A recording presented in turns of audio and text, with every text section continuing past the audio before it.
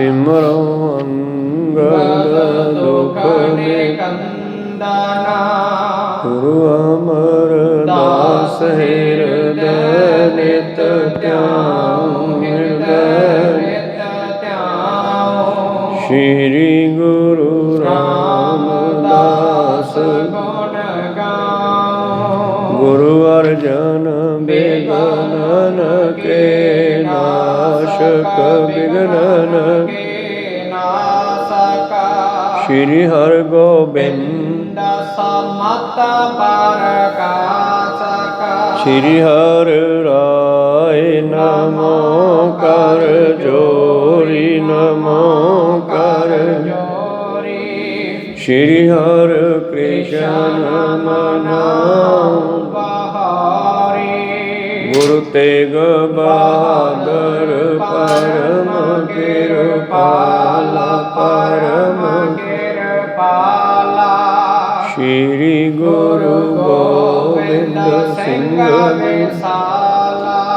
ਤਰੋ ਤਰਾ ਪਰ ਪੁਨ ਪੁਨ ਸੀਸਾ, ਪੁਨ ਪੁਨ ਸੀਸਾ। ਬੰਦੋ ਬਾਰ ਵਾਰ ਜਗਦੀਸਾ।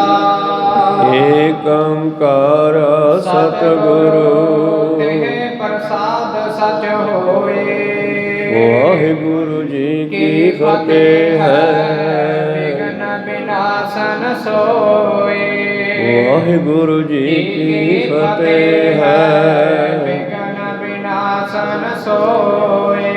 ਦੋਹਰਾ ਬਿਦਤ ਪਾਈ ਸ੍ਰੀ ਸਤਿਗੁਰੂ ਵਸ ਦੀਨੇ ਕੇ ਗ੍ਰਾਮਾ। ਹਿੰਦੂ ਤਰਕ ਬਖਾਨ ਤੇ ਲੈ ਲੈ ਕਰ ਪ੍ਰਭੂ ਨਾਮਾ। ਵਾਹਿਗੁਰੂ ਜੀ ਕਾ ਖਾਲਸਾ, ਵਾਹਿਗੁਰੂ ਜੀ ਕੀ ਫਤਿਹ। ਆਓ ਗੁਰੂ ਪਿਆਰੇ, ਗੁਰੂ ਸਵਾਰੇ, ਸਤਸੰਗੀ ਜਨੋ, ਰੋਜ਼ਾਨਾ ਦੀ ਤਰ੍ਹਾਂ ਪਾਤਸ਼ਾਹ ਜੀ ਕੀ ਅਪਾਰ ਕਿਰਪਾ ਬਖਸ਼ਿਸ਼ ਦਾ ਸਦਕਾ ਅੰਮ੍ਰਿਤ ਵੇਲੇ ਤੋਂ ਲੈ ਕਰਕੇ ਹੀ ਪਾਤਸ਼ਾਹ ਜੀ ਦੇ ਚਰਨਾਂ ਕਮਲਾਂ ਵਿਖੇ ਹਾਜ਼ਰੀਆਂ ਲਵਾ ਰਹੇ ਹੋ। ਆਪ ਜੀ ਪਿਛਲੇ ਪਹਿਰਾਂ ਦੇ ਦੀਵਾਨ ਸਜਾਉਂਦੇ ਹੋਏ ਗੁਰੂ ਚਰਨਾਂ ਵਿਖੇ ਹਾਜ਼ਰੀਆਂ ਲਵਾਈਏ। ਪਿਛਲੇ ਦਿਨੀ ਆਪਾਂ ਵਿਚਾਰਾਂ ਸਰਵਣ ਕਰ ਰਹੇ ਸੀ, ਜਦੋਂ ਨਗਰ ਦੀਨੇ ਕਾਂਗੜ ਰਹਿੰਦਿਆਂ ਹੋਇਆਂ ਧੰਨ ਧੰਨ ਸ਼੍ਰੀ ਗੁਰੂ ਗੋਬਿੰਦ ਸਿੰਘ ਮਹਾਰਾਜ ਜੀ ਨੇ ਲਖਮੀਰ ਸ਼ਮੀਰ ਹੋਰਾਂ ਨੂੰ ਰਾਜ ਭਾਗ ਦੇਣਾ ਚਾਹਿਆ, ਪਰ ਸ਼ਮੀਰ ਉਹ ਲੈ ਨਾ ਸਕਿਆ, ਕਿਉਂਕਿ ਉਸ ਦੀ ਸੰਗਤ ਇੱਕ ਸਰਬਰੀਏ ਪੀਰਾਂ ਦੇ ਚੇਲੇ ਉਹਦੇ ਮਾਮੇ ਦੇ ਨਾਲ ਹੋ ਰਹੀ ਸੀ ਅਤੇ ਮਾਮੇ ਨੇ ਵਾਰ-ਵਾਰ ਉਹਨਾਂ ਨੂੰ ਗੁਰੂ ਕੋਲੋਂ ਦਾਤ ਲੈ ਨਾ ਦਿੱਤੀ। ਅਖੀਰ ਤੀਸਰੀ ਵਾਰ ਪਾਤਸ਼ਾਹ ਜੀ ਨੂੰ ਪਤਾ ਲੱਗਿਆ ਅਤੇ ਕਿਹਾ ਠੀਕ ਹੈ, ਫਿਰ ਹੁਣ ਕੋਈ ਹੋਰ ਇੰਤਜ਼ਾਮ ਕਰਾਂਗੇ। ਅਤੇ ਉਹਨੂੰ ਬਾਰ-ਬਾਰ ਕਹਿੰਦੇ ਹਨ ਕਿ ਕੁਛ ਮੰਗ ਲੈ, ਅਤੇ ਉਹ ਕੀ ਮੰਗਦਾ ਹੈ? ਮੇਰੀ ਮੁਕਤੀ। ਅਤੇ ਪਾਤਸ਼ਾਹ ਕਹਿੰਦੇ ਮੁਕਤੀ ਤੇਰੀ ਮੈਂ ਕਿਵੇਂ ਕਰਾਂ, ਤੇਰਾ ਹਜੇ ਜਨਮ ਬਹੁਤ ਭੋਗਣੇ ਹਨ।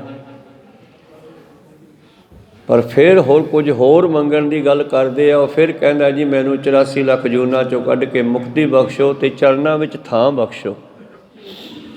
ਅਖੀਰ ਇੱਕ ਰਾਤ ਨੂੰ ਸਤਿਗੁਰੂ ਇੱਕ ਸੁਪਨੇ ਦੇ ਵਿੱਚ ਹੀ ਇਸ ਨੂੰ ਬੇਅੰਤ ਜਨਮ ਭੋਗਾਉਂਦੇ ਆ। ਕਾਂ, ਗਿਰਜਾਂ, ਕੁੱਤਿਆਂ ਭਾਵ 84 ਲੱਖ ਜੂਨ ਦੇ ਵਿੱਚੋਂ ਲੰਘਾਉਂਦੇ ਹਨ ਅਤੇ ਅਖੀਰ ਚੰਡਾਲਾਂ ਦੇ ਘਰੇ ਪੈਦਾ ਹੁੰਦਾ ਅਤੇ ਚੰਡਾਲਾਂ ਦੇ ਘਰ ਪੈਦਾ ਹੋ ਕੇ ਇਹ ਗਰੀਬੀ ਭੋਗਦਾ ਅਤੇ ਫਿਰ ਉੱਥੋਂ ਵੀ ਮਰ ਜਾਂਦਾ ਹੈ। ਤੜਕੇ ਜਦ ਉੱਠਦਾ ਹੈ ਅਤੇ ਗਰੀਬੀ ਕਾਰਨ ਸੁਪਨੇ ਵਿੱਚ ਖਾਧੇ ਪੀਲਾਂ ਦੇ ਬੀਜ ਇਹਦੇ ਮਲ ਵਿੱਚੋਂ ਨਿਕਲੇ ਆਉਂਦੇ ਆ, ਜੜ੍ਹਾਂ ਵਿੱਚੋਂ ਨਿਕਲੇ ਆਉਂਦੇ ਆ, ਕੁਰਲੀ ਕਰਨ ਲੱਗਿਆ। ਫਿਰ ਹੈਰਾਨ ਹੋ ਕੇ ਗੁਰੂ ਸਾਹਿਬ ਨੂੰ ਪੁੱਛਦਾ ਜੀ ਇਹਦਾ ਕੀ ਕਾਰਨ ਸੀ? ਕਹਿੰਦੇ ਤੈਨੂੰ 84 ਲੱਖ ਜੂਨਾਂ 'ਚੋਂ ਕੱਢਣ ਵਾਸਤੇ ਸਾਰੀ ਰਾਤ ਵਿੱਚ ਤੇਰੀਆਂ ਉਹ ਜੂਨਾਂ ਭੁਗਾ ਦਿੱਤੀਆਂ ਹਨ। ਹੁਣ ਤੂੰ ਟੇਢੀਆਂ ਜੂਨਾਂ ਵਿੱਚ ਨਹੀਂ ਪਵੇਂਗਾ, ਸਰੀਰ ਛੱਡ ਕੇ ਮੇਰੇ ਵਿੱਚ ਮਿਲ ਜਾਵੇਂਗਾ। ਜੋ ਮੰਗਿਆ ਠਾਕੁਰ ਆਪਣੇ ਤੇ ਸੋਈ ਸੋਈ ਦੇਵੈ। ਇਸ ਤਰ੍ਹਾਂ ਉਸ ਤੋਂ ਬਾਅਦ ਸਤਿਗੁਰਾਂ ਨੇ ਸ਼ਰਾਪ ਦਿੱਤਾ ਸੀ ਤੁਰਕਾਂ ਨੂੰ ਕਿ ਉਹਨਾਂ ਦੀ ਜੜ ਗਈ। ਦੀਨੇ ਕਾਂਗੜ ਦੇ ਵਿੱਚ ਰਹਿੰਦੇ ਹੋਏ ਸਤਿਗੁਰੂ ਪਾਤਸ਼ਾਹ ਜੀ ਬਹੁਤ ਜੀਵਾਂ ਨੂੰ ਤਾਰ ਰਹੇ ਹੈ। ਜਿਵੇਂ ਜਿਵੇਂ ਲੋਕਾਂ ਨੂੰ ਪਤਾ ਲੱਗਦਾ ਉਹ ਦੀਨੇ ਕਾਂਗੜ ਜਾ ਕੇ ਦਰਸ਼ਨ ਕਰਦੇ ਹਨ। ਕਿਆ ਹਿੰਦੂ ਕਿਆ ਮੁਸਲਮਾਨ ਉਹਨਾਂ ਦੇ ਕੋਲ ਜਾ ਕੇ ਨਮਸਕਾਰ ਕਰਦੇ ਆ। ਸਤਿਗੁਰੂ ਸਭ ਨੂੰ ਪਰਮੇਸ਼ਰ ਦੀ ਨਾਮ ਦੀ ਦਾਤ ਬਖਸ਼ਦੇ ਆ ਅਤੇ ਜਪਦੇ ਆ। ਅਗਲਾ ਇਤਿਹਾਸ ਕੀ ਹੈ ਇਹ ਆਪਾਂ ਹੁਣ ਆਰੰਭ ਕਰਕੇ ਸਰਵਣ ਕਰਦੇ ਹਾਂ। ਉਸ ਤੋਂ ਪਹਿਲਾਂ ਗੁਰੂ ਕਾ ਬਖਸ਼ਿਆ ਫਤਿਹ ਦਾ ਨਾਅਰਾ ਕਰੀਏ ਬੁਲੰਦ, ਗੁਰੂ ਚਰਨਾਂ ਵਿੱਚ ਲਵਾਈਏ ਹਾਜ਼ਰੀਆਂ, ਗੱਜ ਕੇ ਆਖੀਏ ਜੀ ਵਾਹਿਗੁਰੂ ਜੀ ਕਾ ਖਾਲਸਾ ਵਾਹਿਗੁਰੂ ਜੀ ਕੀ ਫਤਿਹ। ਦੋਹਰਾ ਤਪੈ ਸ੍ਰੀ ਸਤਿਗੁਰੂ ਵਸ ਦੀਨੇ ਕੇ ਗ੍ਰਾਮਾ। ਇਸ ਤਰ੍ਹਾਂ ਧੰਨ ਧੰਨ ਸ੍ਰੀ ਗੁਰੂ ਗੋਬਿੰਦ ਸਿੰਘ ਜੀ ਦੁਨੀਆ ਵਿੱਚ ਬਿਦਤ ਹੁੰਦਾ ਪ੍ਰਗਟ ਹੋ ਗਏ, ਦੁਨੀਆ ਵਿੱਚ ਮਸ਼ਹੂਰ ਹੋ ਗਏ। ਭਾਵ ਸਤਿਗੁਰਾਂ ਦਾ ਦੁਨੀਆ ਵਿੱਚ ਇਹ ਪਤਾ ਲੱਗ ਗਿਆ ਕਿ ਸਤਿਗੁਰੂ ਅਨੰਦਪੁਰ ਛੱਡ ਕੇ ਮਾਛੀਵਾੜੇ ਚੋਂ ਲੰਘ ਕੇ ਰਾਏਕੋਟ ਚੋਂ ਹੁੰਦੇ ਹੋਏ ਲੰਮੇ ਜੱਟਪੁਰੇ ਦੇ ਨੇੜੇ ਪਿੰਡ ਦੀਨੇ ਵਿੱਚ ਰਹਿ ਰਹੇ ਹਨ। ਤੇ ਸਿੱਖ ਸੰਗਤਾਂ ਨੇ ਉਧਰ ਨੂੰ ਧਾਈ ਕੀਤੀ, ਜਾਣਾ ਕੀਤਾ ਤੇ ਦਰਸ਼ਨ ਕਰਦੇ ਹਨ।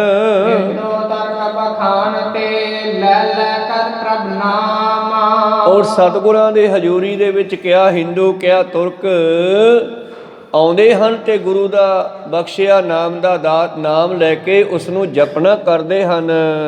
ਜਿਮਾ ਤਰਕਨ ਕਾ ਸਰਾਪ ਪਾਤਹਿ ਰਾਜ ਪ੍ਰਤਾਪਾ। ਤਾਂ ਜਿਹੜਾ ਹੁਣ ਤੁਰਕਾਂ ਨੂੰ ਪਾਤਸ਼ਾਹ ਨੇ ਪਿੱਛੇ ਦੇ ਦਿੱਤਾ, ਬਚਨ ਕਰ ਦਿੱਤਾ, ਸਤਿਗੁਰੂ ਨਾ ਕਿਸੇ ਦਾ ਬੁਰਾ ਸੋਚਦਾ ਨਾ ਕਿਸੇ ਦਾ ਭਲਾ, ਇਹ ਸਭ ਨੇ ਆਪੋ ਆਪਣੇ ਕਰਮਾਂ ਦਾ ਹੁੰਦਾ ਹੈ। ਸਤਿਗੁਰ ਸਭਨਾਂ ਦਾ ਭਲਾ ਮਨਾਏਦਾ, ਇਸ ਦਾ ਬੁਰਾ ਕਿਉਂ ਹੋਏ। ਭਾਵੇਂ ਭਾਈ ਸਾਹਿਬ ਨੇ ਵਰਸਰਾਬ ਵੀ ਲਿਖ ਦਿੱਤਾ ਇਹਦੇ ਵਿੱਚ ਕਥਾ ਦੇ, ਪਰ ਅਸਲ ਵਿੱਚ ਜਿਹਾ ਸਤਿਗੁਰ ਸੇਵਿਆ ਤੇਹੋ ਜਿਹਾ ਸੁੱਖ ਹੋਏ। ਜਿਹੋ ਜਿਹਾ ਅਸੀਂ ਗੁਰੂ ਨੂੰ ਸਮਝਾਂਗੇ ਉਹੋ ਜਿਹਾ ਸੁੱਖ ਜਾਂ ਦੁੱਖ ਪ੍ਰਾਪਤ ਹੋਵੇਗਾ। ਤੁਰਕਾਂ ਨੇ ਛੋਟੇ ਸਾਹਿਬਜ਼ਾਦਿਆਂ ਦੀ ਸ਼ਹੀਦੀ ਕਰ ਦਿੱਤੀ ਆ। ਔਰ ਭਾਈ ਮਾਹੀ ਨੇ ਜੋ ਰਾਏਕੋਟ ਕੱਲੇ ਦਾ ਮੱਝਾਂ ਪਾਲਣ ਵਾਲਾ ਨੂਰਾ ਮਾਹੀ ਆ, ਉਹਨੇ ਆ ਕੇ ਸਾਰੀ ਕਹਾਣੀ ਸੁਣਾਈ ਤੇ ਸਾਰੀ ਕਹਾਣੀ ਸੁਣ ਕੇ ਅਖੀਰ ਤੇ ਪਾਤਸ਼ਾਹ ਜੀ ਨੇ ਤੀਰ ਮਾਰਿਆ, ਘਾਹੀ ਦਾ ਪੌਦਾ ਪੱਟ ਕੇ ਮੂਧਾ ਕਰਤਾ, ਤੁਰਕਾਂ ਦੀ ਜੜ ਗਈ। ਭਾਵ ਜਿਸ ਦੇ ਰਾਜ ਵਿੱਚ ਜ਼ੁਲਮ ਹੁੰਦਾ ਹੈ ਜੇ ਬੱਚਿਆਂ ਤੇ ਬੀਬੀਆਂ ਤੇ, ਜਿਵੇਂ ਮਾਤਾ ਬੁੱਢੀ ਸੀ ਗੁਜਰ ਕੌਰ ਜੀ ਔਰ ਸਾਹਿਬਜ਼ਾਦੇ ਛੋਟੀ ਉਮਰ ਦੇ ਸਨ, ਪਰ ਇਹਨਾਂ ਤੁਰਕਾਂ ਦੇ ਰਾਜ ਵਿੱਚ ਛੋਟੇ ਛੋਟੇ ਬੱਚਿਆਂ ਤੇ ਗਰੀਬ ਤੇ ਗਊ ਤੇ ਜਦੋਂ ਇਹ ਜ਼ੁਲਮ ਹੋਣ ਲੱਗਿਆ। ਤੇ ਅੱਜ ਵੀ ਇਹ ਗੱਲ ਸੱਚ ਹੈ ਕਿ ਉਹ ਰਾਜ ਬਹੁਤਾ ਚਿਰ ਨਹੀਂ ਚੱਲਦਾ ਜਦੋਂ ਜਨਤਾ ਤੇ ਰਾਜਾ ਜ਼ੁਲਮ ਕਰਨ ਲੱਗ ਜਾਵੇ। ਤੇ ਸਤਿਗੁਰ ਦਾ ਸਾਥੀ ਕੀ ਹੈ ਵੀ ਜੇ ਇਹੋ ਜਿਹਾ ਕਾਰਜ ਹੈ ਇਹਨਾਂ ਦਾ, ਫਿਰ ਇਹ ਬਹੁਤਾ ਚਿਰ ਰਾਜ ਨਹੀਂ ਕਰ ਸਕਦੇ। ਪ੍ਰੀਤਮ ਜੀ ਕਹਿੰਦੇ ਸਹਿਰ ਸਰਹੰਦ ਵੜ ਪੈ ਜਿਸ ਮਹਿ ਪਾਪਾ। ਜਿਮ ਤੁਰਕਣ ਕੋ ਸਰਾਪ ਪਿਆ ਤੇ ਰਾਜ ਪ੍ਰਤਾਪਾ। ਹੁਣ ਇਹਨਾਂ ਦਾ ਰਾਜ ਪ੍ਰਤਾਪ ਦੁਪਹਿਰ ਦੇ ਸੂਰਜ ਵਰਗਾ ਸੀ। ਜੇਠ ਹਾੜ ਦਾ ਦੁਪਹਿਰ ਦਾ ਸੂਰਜ ਪ੍ਰਕਾਸ਼ ਵੀ ਬਹੁਤ ਹੁੰਦਾ ਪਰ ਦੁੱਖ ਵੀ ਬਹੁਤ ਦਿੰਦਾ। ਐਸਾ ਹੀ ਦੁੱਖ ਇਹਨਾਂ ਮੁਗਲਾਂ ਦੇ ਰਾਜ ਵਿੱਚ ਸੰਸਾਰ ਨੂੰ ਆ ਰਿਹਾ ਸੀ। ਹੁਣ ਸਮਾਂ ਆਉਣ ਲੱਗਿਆ, ਇਹਨਾਂ ਦਾ ਰਾਜ ਪ੍ਰਤਾਪ ਬੜਾ ਫੈਲਿਆ ਹੋਇਆ, ਘਟਨਾ ਸ਼ੁਰੂ ਹੋ ਗਿਆ।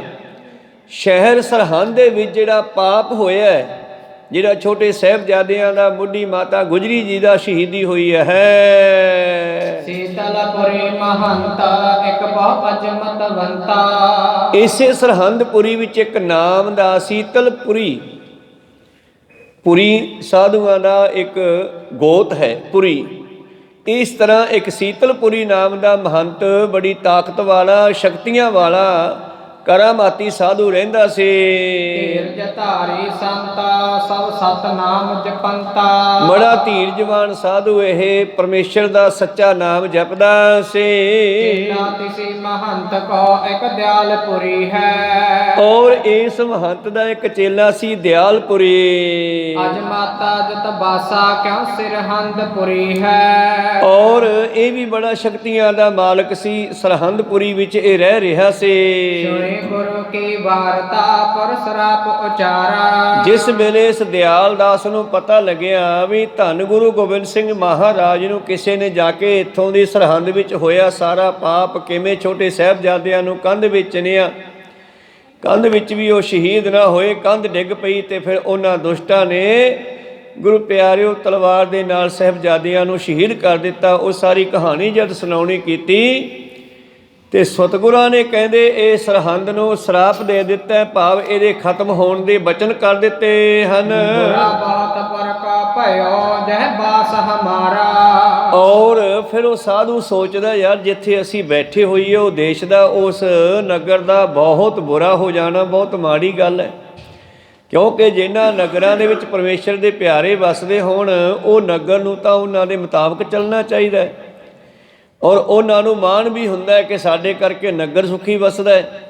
ਪਰ ਗੁਰੂ ਸਾਹਿਬ ਨੇ ਇਸ ਨਗਰ ਨੂੰ ਇਹ ਬਚਨ ਕਰ ਦਿੱਤੇ ਹਨ, ਗੁਰ ਕੋ ਕਹਿਓ ਨਾ ਹਟਾ ਹੈ ਕਿਮ ਸੁਰ ਅਸਰ ਪਾਸੂ। ਔਰ ਗੁਰੂ ਦਾ ਨਿਕਲਿਆ ਬਚਨ ਦੇਵਤੇ ਦੈਂਤ ਕੋਈ ਵੀ ਰੋਕ ਨਹੀਂ ਸਕਦੇ, ਕੱਟ ਨਹੀਂ ਸਕਦੇ। ਸਾਧ ਜੇ ਬੋਲੇ ਸਹਿ ਸੁਭਾਏ, ਸਾਧ ਕਾ ਬੋਲਿਆ ਬਿਰਥਾ ਨਾ ਜਾਏ। ਨਰਬ ਪਰੇ ਕੀ ਸਖਤ ਕੇ ਆ ਕਹਿ ਮੋਰ ਹਤਾਸੂ। ਔਰ ਮਨੁੱਖ ਦੀ ਤਾਂ ਸ਼ਕਤੀ ਹੀ ਕੀ ਹੈ ਕਿ ਗੁਰੂ ਦੇ ਬਚਨ ਨੂੰ ਕੱਟ ਦੇਵੇ, ਰੋਕ ਦੇਵੇ। ਕਿਵ ਕਰ ਹੋ ਮੈਂ ਪੁਰ ਭਲਾ ਜਹ ਖਾਨ ਰੋਪਾਨੇ। ਔਰ ਇਹ ਸਾਧੂ ਹੁਣ ਸੋਚਦਾ ਕਿ ਮੈਂ ਇਸ ਨਗਰ ਦਾ ਨੂਣ ਪਾਣੀ ਖਾਂਦਾ ਹਾਂ, ਇੱਥੋਂ ਲੰਗਰ ਛਕਦਾ ਹਾਂ, ਡਾਲੀ ਕਰਦਾ ਹਾਂ, ਹੁਣ ਮੈਂ ਸਰਹੰਦ ਨੂੰ ਕਿਵੇਂ ਬਚਾਵਾਂ। ਕਰੋ ਬਿਨੈ ਪ੍ਰਭ ਅਗਰ ਜੇ ਸੁਨ ਲੇਹ ਜੇ ਮਾਨੇ। ਔਰ ਮਨਾ ਚੱਲ ਗੁਰੂ ਕੋਲੇ ਬੇਨਤੀ ਕਰੀਏ ਕਿ ਮਹਾਰਾਜ ਕਿਰਪਾ ਕਰੋ, ਮੈਂ ਉੱਥੇ ਭਜਨ ਬੰਦਗੀ ਕਰਦਾ ਸਾਂ। ਕਬੀਰ ਜੇ ਘਰ ਸਾਧ ਨ ਸੇਵੀਐ, ਹਰ ਕੀ ਪੂਜਾ ਨਾਹੇ, ਤੇ ਕਰ ਮਰਹਟ ਸਾਰਖੇ ਭੂਤ ਵਸੈ ਤਿਨ ਮਾਹੇ।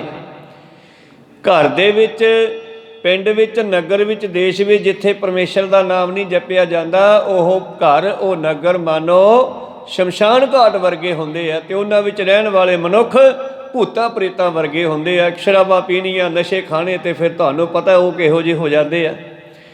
ਤੋ ਸਾਧੂ ਕਹਿਣ ਲੱਗਿਆ ਮੈਂ ਜਾਵਾਂ ਗੁਰੂ ਦੇ ਕੋਲ, ਬੇਨਤੀ ਕਰਾਂ ਜੀ। ਵਿਚਾਰ ਕਰ ਚੱਲ ਪੁਰਿਆ ਸਨ ਕਰ ਗੁਰ ਦੀਨੇ। ਜੇ ਗੁਰੂ ਮੰਨ ਜਾਣ ਤਾਂ ਮੈਂ ਜਾ ਕੇ ਬੇਨਤੀ ਕਰਾਂ ਜੀ ਕਿਰਪਾ ਕਰੋ, ਤੁਸੀਂ ਬਚਨ ਜਿਹੜਾ ਕੀਤਾ ਕਿਰਪਾ ਕਰਕੇ ਉਹਨੂੰ ਵਾਪਸ ਲੈ ਲਓ। ਇਹ ਵਿਚਾਰ ਕਰਕੇ ਇਹ ਦਿਆਲਪੁਰੀ ਨਾਮ ਦਾ ਸਾਧੂ ਚੱਲਿਆ ਪ੍ਰੀਤਮ ਵੱਲ। ਗਮਨਿਆ ਪੰਥ ਅਲੰਗ ਕਰ ਪਹੁੰਚੋ ਚਿਤ ਚੀਨੇ। ਔਰ ਚਿੱਤ ਵਿੱਚ ਗੁਰੂ ਸਾਹਿਬ ਨੂੰ ਯਾਦ ਕਰਦਾ ਹੋਇਆ ਨਗਰ ਦੀਨੇ ਦੇ ਨੇੜੇ ਪਹੁੰਚਦਾ। ਹੋ ਜੋ ਜਾਏ ਸਮੀਰ ਕੋ ਤਨ ਪੁੱਛ ਪਹੁੰਚਾਇਓ। ਔਰ ਫਿਰ ਉੱਥੇ ਜਿਹੜਾ ਵੀ ਨਵਾਂ ਬੰਦਾ ਆਉਂਦਾ ਸੀਗਾ, ਕਿਉਂਕਿ ਸ਼ਮੀਰ ਦੇ ਕੋਲੇ ਪਾਤਸ਼ਾਹ ਰਹਿ ਰਹੇ ਆ, ਸ਼ਮੀਰ, ਲਖਮੀਰ, ਤਖਤਮਲ, ਇਹ ਭਾਈ ਜੋਧ ਦੇ ਬੱਚੇ ਹੋਏ ਹਨ ਜੋ ਛੇਵੇਂ ਪਾਤਸ਼ਾਹ ਦਾ ਸਿੱਖ ਸੀਗਾ, ਤੇ ਇਹਨਾਂ ਨੇ ਸਤਿਗੁਰ ਦੀ ਬਹੁਤ ਸੇਵਾ ਕੀਤੀ ਆ। ਤੇ ਜਿਹੜਾ ਵੀ ਗੁਰੂ ਸਾਹਿਬ ਨੂੰ ਮਿਲਣ ਵਾਸਤੇ ਨਵਾਂ ਕੋਈ ਵੀਰ ਆਉਂਦਾ ਉਹ ਪਹਿਲਾਂ ਸ਼ਮੀਰ ਨੂੰ ਮਿਲਦਾ, ਤੇ ਸ਼ਮੀਰ ਫਿਰ ਆਗਿਆ ਲੈਂਦਾ ਪਾਤਸ਼ਾਹ ਤੋਂ, ਫਿਰ ਉਹਨਾਂ ਨੂੰ ਮਿਲਾਉਂਦਾ ਹੈ। ਇਹ ਸਾਧੂ ਨੇ ਵੀ ਜਾ ਕੇ ਸ਼ਮੀਰ ਨੂੰ ਬੇਨਤੀ ਕੀਤੀ ਹੈ। ਪ੍ਰੇਮ ਕੇ ਪਗ ਸੀਸ ਨਿਵਾਇਓ। ਬੜੀ ਨਿਮਰਤਾ ਸਹਿਤ ਇਸ ਨੇ ਚਰਨਾਂ ਵਿੱਚ ਨਮਸਕਾਰ ਕਰਕੇ ਹੱਥ ਬੰਨ ਕੇ ਮੱਥਾ ਟੇਕਿਆ ਜੀ। ਨਮੋ ਪਾਦ ਗੰਜੰ ਗੁਰੂ ਰੂਪ ਸੋਹੇ। ਔਰ ਇਸ ਤਰ੍ਹਾਂ ਉਹ ਜਿਹੜਾ ਸ਼ਮੀਰ ਸੀ ਸਤਿਗੁਰਾਂ ਨੂੰ ਆਪਣਾ ਇਹ ਸਾਧੂ ਨੂੰ ਸਤਿਗੁਰਾਂ ਦੇ ਕੋਲ ਲੈ ਗਏ ਹੈ। ਦਿਆਲ ਦਾਸ ਨੇ ਕਿਹਾ ਇਹ ਸਤਿਗੁਰੂ ਜੀ ਆਪ ਦੀ ਚਰਨ ਕਮਲਾਂ ਉੱਪਰ ਮੇਰਾ ਨਮਸਕਾਰ ਹੈ। ਧਰਿਓ ਈਸ਼ ਅਵਤਾਰ ਕੋ, ਤੁਸੀਂ ਤਾਂ ਪਰਮੇਸ਼ਰ ਦੇ ਅਵਤਾਰ ਹੋ। ਇਹ ਸੰਸਾਰ ਸਮੁੰਦਰ ਦੇ ਵਿੱਚ ਨਹੀਂ ਜਾਣ ਸਕੈ ਪ੍ਰਭੂ ਰੂਪ ਤੇਰੋ। ਔਰ ਇਹ ਦੁਨੀਆ ਤੁਹਾਨੂੰ ਨਹੀਂ ਸਮਝ ਸਕਦੀ ਮਹਾਰਾਜ। ਸਦਾ ਜੈ ਕਿਰਪਾ ਧਾਰ ਹੇਰੋ। ਤੇਰੀ ਸਦਾ ਹੀ ਜਿੱਤ ਹੈ, ਸਦਾ ਹੀ ਜਿੱਤ ਹੈ। ਮੇਰੇ ਤੇ ਸਾਡੇ ਤੇ ਕਿਰਪਾ ਦ੍ਰਿਸ਼ਟੀ ਨਾਲ ਦੇਖੋ ਜੀ। ਪੂਰਾ ਰੂਪ ਬੇਦੀਨ ਕੇ ਬੰਸ ਹੋਏ। ਪੂਰਾ ਹੁੰਦਾ ਪਹਿਲਾ ਰੂਪ ਤੁਹਾਡਾ ਬਾਬਾ ਨਾਨਕ ਜੀ, ਤੁਹਾਡਾ ਪਹਿਲਾ ਸਰੂਪ ਬੇਦੀ ਕੁੱਲ ਵਿੱਚ ਹੋਏ ਹਨ। ਗੁਰੂ ਨਾਨਕ ਆਦਿ ਪੇ ਲੋਕ ਜੋਏ। ਜਿਨ੍ਹਾਂ ਦਾ ਨਾਮ ਧੰਨ ਗੁਰੂ ਨਾਨਕ ਦੇਵ ਸੀ ਤੇ ਸੰਸਾਰ ਉਹਨਾਂ ਨੂੰ ਜਾਣਦਾ ਹੈ। ਦਸ ਦੇਹ ਸੋਈ ਮਹਾਰਾਜ ਧਾਰੇ। ਔਰ ਉਸ ਤੋਂ ਬਾਅਦ ਦਸੇ ਸਰੂਪ ਆਪ ਜੀ ਦਸਵਾਂ ਜਾਮਾ ਧਰ ਕੇ ਆਏ। ਇਹ ਦਸੇ ਸਰੂਪਾਂ ਵਿੱਚ ਗੁਰੂ ਨਾਨਕ ਹੀ ਤਾਂ ਵਰਤਿਆ ਹੈ। ਔਰ ਆਪ ਜੀ ਨੇ ਦਸਾਂ ਜਾਮਿਆਂ ਵਿੱਚ ਵਰਤ ਕੇ 239 ਸਾਲ ਤਾਂ ਟੋਟਲ ਹੈ, ਪਰ ਹਜੇ ਸਤਿਗੁਰੂ ਹੈਗੇ ਨੇ। ਆਪ 200 ਸਾਲ ਦੇ ਵਿੱਚ ਤੁਸੀਂ ਜਿਹੜੇ ਬੇਅੰਤ ਜੀਵਾਂ ਦਾ ਉਧਾਰ ਕੀਤਾ ਹੈ। ਔਰ ਆਪ ਮਹਾਰਾਜ ਜੀ ਯੋਧਿਆਂ ਦਾ, ਵੀਰਾਂ ਦਾ ਜਥਾ ਜਿਹੜਾ ਹੈ ਉਸ ਨੂੰ ਸਾਜਨਾ ਕੀਤਾ। ਪੰਥ ਮਾਰਗ ਆਪ ਜੀ ਨੇ ਖਾਲਸਾ ਪੰਥ ਦੀ ਸਾਜਨਾ ਕੀਤੀ ਹੈ। ਮੂਲ ਖੋਏ। ਔਰ ਸੰਸਾਰ ਵਿੱਚ ਪਾਪ ਕਰਨ ਵਾਲਿਆਂ ਦੀਆਂ ਜੜ੍ਹਾਂ ਪੱਟ ਦਿੱਤੀਆਂ ਹਨ। ਸਕੇਸ਼ੰ ਕਾਸ਼ੰ ਸਦਾ ਸ਼ਸਤਰ ਧਾਰੀ। ਸਕੇਸ਼ੰ ਖਾਲਸੇ ਦਾ ਰੂਪ, ਕੇਸਾ ਧਾਰੀ ਭਾਵ ਕੇਸ ਨਹੀਂ ਕੱਟਣੇ ਜਿਹੜਾ ਮੇਰਾ ਖਾਲਸਾ ਹੈ। ਸਕਾਸ਼ਕ ਹਮੇਸ਼ਾ ਕਸ਼ਹਿਰਾ ਪਹਿਨ ਕੇ ਰੱਖੇਗਾ। ਪਹਿਲਾਂ ਇਹ ਚੀਜ਼ ਨਹੀਂ ਸੀ ਹੁੰਦੀ, ਲੋਕ ਚਾਦਰੇ, ਮਾਲਵੇ ਦਾ ਸ਼ਬਦ ਹੈ ਭੋਥਾ, ਇਹ ਚੀਜ਼ਾਂ ਚਾਦਰਾਂ ਹੀ ਬੰਨ੍ਹਿਆ ਕਰਦੇ ਸਨ। ਗੁਰੂ ਸਾਹਿਬ ਨੇ ਫਿਰ ਖਾਲਸਾ ਪੰਥ ਨੂੰ ਇਹ ਇੱਕ ਸੁੰਦਰ ਬਸਤਰ ਦਿੱਤਾ ਹੈ, ਕਿਉਂਕਿ ਜੰਗ ਦੇ ਵਿੱਚ ਲੜਾਈਆਂ ਹੁੰਦੀਆਂ ਸਨ। ਇਹ ਇੱਕ ਐਸਾ ਬਸਤਰ ਸਤਿਗੁਰ ਦਿੱਤਾ ਕਸ਼ਹਿਰੇ ਦੇ ਰੂਪ 'ਚ ਕਿ ਸਿੱਖ ਨੂੰ ਕਦੇ ਵੀ ਨਗਨ ਨਹੀਂ ਹੋਣ ਦਿੰਦਾ, ਭਾਵੇਂ ਸ਼ਹੀਦੀਆਂ ਤੱਕ ਪਹੁੰਚ ਜਾਵੇ। ਕੋਈ ਸਤਨਾਮ। ਇਸ ਕਰਕੇ ਮੇਰਾ ਜਿਹੜਾ ਪੁੱਤਰ ਖਾਲਸਾ ਹੈ ਕੇਸਾ ਧਾਰੀ ਔਰ ਕਸ਼ਹਿਰਾ ਧਾਰੀ, ਸ਼ਸਤਰ ਧਾਰੀ ਰਹੇਗਾ। ਔਰ ਖਾਲਸਾ ਪੰਥ ਦੇ ਵਿੱਚ ਨਾਮ ਦਾ ਪ੍ਰਤਾਪ ਵਰਤਾਇਆ ਹੈ ਜੀ। ਨਹੀਂ ਪੰਥ ਐਸੋ ਕਬ ਅਗਰ ਹੋਇਓ। ਪਹਿਲਾਂ ਸਿਫਤਾਂ ਕਰਦਾ ਸਤਿਗੁਰਾਂ ਦੀਆਂ, ਮਹਾਰਾਜ ਤੁਹਾਡੇ ਵਰਗਾ ਖਾਲਸੇ ਪੰਥ ਵਰਗਾ ਪੰਥ ਅੱਜ ਤੱਕ ਦੁਨੀਆ 'ਚ ਨਹੀਂ ਸਜਿਆ, ਨਹੀਂ ਬਣਿਆ। ਲੋਕ ਮਹਿ ਸੋਕ ਦਾਸਨ ਖੋਇਓ। ਬੜੀ ਕਿਰਪਾ ਕੀਤੀ ਐਸੇ ਪੰਥ ਦੀ ਸਾਜਨਾ ਕਰਕੇ, ਦੋਨਾਂ ਲੋਕਾਂ ਦਾ ਜਿਹੜਾ ਸ਼ੋਕ ਭਾਵ ਦੁੱਖ ਸੀ ਖਤਮ ਕਰ ਦਿੱਤਾ ਹੈ। ਮਹਾ ਤੇਜ ਧਾਰੀ ਮਹਾ ਔਜ ਬੰਤੇ। ਔਰ ਆਪ ਜੀ ਤਾਂ ਜੋ ਹੈ ਹੀ, ਤੁਹਾਡਾ ਖਾਲਸਾ ਵੀ ਬੜਾ ਤੇਜ ਪ੍ਰਤਾਪ ਵਾਲਾ ਹੈ, ਔਜਵੰਤੀ ਸ਼ਕਤੀਸ਼ਾਲੀ ਤਾਕਤਵਰ ਹੈ। ਮਹਾਕਾਰਜਕਾਰੀ ਮਹਾ ਸ਼ਸਤਰ ਹੰਤੇ। ਔਰ ਮਹਾਕਾਰਜ ਕਰਦੇ ਹੋ ਆਪ ਜੀ, ਸ਼ਸਤਰਾਂ ਦੇ ਨਾਲ ਜ਼ੁਲਮ ਦਾ ਖਾਤਮਾ ਕਰਦੇ ਹੋ। ਮਹਾਰਾਜ ਤੁਹਾਡੇ ਸਾਹਮਣੇ ਤਿੰਨਾਂ ਲੋਕਾਂ ਦੇ ਵਿੱਚ ਕੋਈ ਵੀ ਐਸਾ ਨਹੀਂ ਜਿਹੜਾ ਤੁਹਾਡੇ ਸਾਹਮਣੇ ਅੜ ਸਕੇ। ਜਿਸ ਵੇਲੇ ਪਰਮੇਸ਼ਰ ਨੇ ਭੇਜਿਆ ਦੁਸ਼ਟ ਦਮਨ ਜੀ ਨੂੰ, ਉਸ ਵੇਲੇ ਵੀ ਉਹਨਾਂ ਨੇ ਧਿਆਨ ਮਾਰਿਆ ਕਿ ਦੁਨੀਆ ਦੇ ਵਿੱਚ ਜ਼ੁਲਮ ਬੜਾ ਵੱਧ ਗਿਆ। ਜਿਹੜਾ ਧੰਨ ਗੁਰੂ ਨਾਨਕ ਨੇ ਪੰਥ ਸਾਜਿਆ, ਉਸ ਪੰਥ ਨੂੰ ਖਤਮ ਕਰਨ ਤੇ ਤੁਲਿਆ ਹੋਇਆ ਔਰੰਗਜ਼ੇਬ ਮੌਕੇ ਦੀ ਸਰਕਾਰ। ਹੁਣ ਇਸ ਰਾਜੇ ਨੂੰ, ਇਸ ਦੇ ਰਾਜ ਭਾਗ ਨੂੰ ਖਤਮ ਕਰਨ ਵਾਸਤੇ ਮੈਂ ਕਿਸ ਨੂੰ ਭੇਜਾਂ? ਤੇ ਜਿਸ ਵੇਲੇ ਕਹਿੰਦੇ ਪਰਮੇਸ਼ਰ ਨੇ ਨਿਗਾਹ ਮਾਰੀ ਤੇ ਉਹਨਾਂ ਦੀ ਨਿਗਾਹ ਕਿਸੇ ਤੇ ਨਹੀਂ ਟਿਕੀ, ਭਾਵੇਂ ਕਿ ਉਹਨਾਂ ਦੇ ਦਰ ਦੇ ਉੱਤੇ ਕੋਟਿਕ ਵਿਸ਼ਨ ਮਹੇਸ਼ ਕੋਟ ਹੱਥ ਬੰਨੀ ਖੜੇ ਹਨ, ਕਰੋੜਾਂ ਹੀ ਦੇਵੀ ਦੇਵਤੇ, ਕਰੋੜਾਂ ਹੀ ਰੂਹਾਂ। ਮਹਾਰਾਜ ਸਾਨੂੰ ਮਾਤ ਲੋਕ ਵਿੱਚ ਜਨਮ ਦਿਓ ਤੇ ਅਸੀਂ ਕੋਈ ਆਪ ਜੀ ਦਾ ਹੁਕਮ ਵਜਾ ਕੇ ਆਈਏ। ਧੰਨ ਗੁਰੂ ਗੋਬਿੰਦ ਸਿੰਘ ਜੀ ਮਹਾਰਾਜ ਜੀ ਦੁਸ਼ਟ ਦਮਨ ਜੀ ਹੇਮਕੁੰਡ ਦੀ ਪਹਾੜੀ ਤੇ ਤਪੱਸਿਆ ਵਿੱਚ ਬੈਠੇ ਆ। ਪਰਮੇਸ਼ਰ ਦੀ ਨਿਗਾਹ ਉਹਨਾਂ ਤੇ ਆ ਕੇ ਰੁਕੀ ਹੈ ਬਈ ਇਸੇ ਯੋਧੇ ਨੂੰ ਭੇਜਣਾ ਪੈਣਾ। ਪਹਿਲਾਂ ਵੀ ਜਦਾ ਧਰਮ ਗਲਾਨੀਸਤ, ਜਦੋਂ ਧਰਮ ਦੇ ਵਿੱਚ ਗਲਾਨੀ ਆਈ, ਦੁਨੀਆ ਵਿੱਚ ਧਰਮ ਖਤਮ ਹੋਣ ਲੱਗਿਆ ਤੇ ਉਦੋਂ ਇਹਨੇ ਜਾਣਾ ਕੀਤਾ ਤੇ ਹੁਣ ਫਿਰ ਇਸ ਨੂੰ ਭੇਜਾਂ। ਤੇ ਫਿਰ ਦੁਸ਼ਟ ਦਮਨ ਜੀ ਕਹਿੰਦੇ हेमकुंट पर्वत है जहाँ सप्त श्रृंग शोभत है, तहाँ तह हम अधिक तपस्या साधी। महाकाल काल का आराधी कट तपस्या जा वहाँ भयो दवैते एक रूप होए गयो। चित्त न भयो हमरो आवन कै चुभी रही सुरत प्रभ चरणन में। अपने बारे आउण बारे आप दसदे आ मेरे आउण दा कारण की सी।